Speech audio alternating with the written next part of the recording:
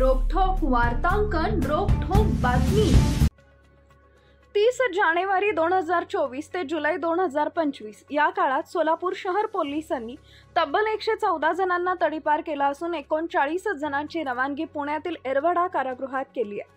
मागील 4 दिवसात पोलिसांनी तिघांना तडीपार केले। 2 पेक्षा जास्त गुन्हे केलेल्यांवर कारवाईचं सत्र सुरू असून आणखी 29 जण पोलिसांच्या रडारवर असल्याची माहिती पोलीस उपायुक्त विजय कबाडे यांनी दिली आहे।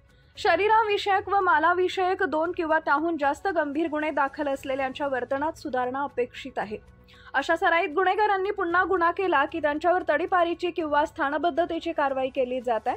शहरातील शांतता व सुव्यवस्था बिघडेल असं कृत्य करणाऱ्यांवर पोलिसांचं नेहमी वॉच आहे। बेकायदा जमावणे, खंडणी मागणे, इच्छापूर्वक दुखापत करणे, धमकावणे, खुनाचा प्रयत्न करणे अशा गल्लीतील दादांबद्दल सामान्य लोक उघडपणे माहिती देत नसतात। अशावेळी पोलीस शहराच्या शांतता व सुव्यवस्थेसाठी त्यांची रवानगी थेट एरवडा कारागृहात करतात। 1.5 वर्षात सोलापूर शहरातून अशा 39 जणांना तुरुंगात पाठवले। आणखी 10 ते 12 जण त्या रांगेत आहेत।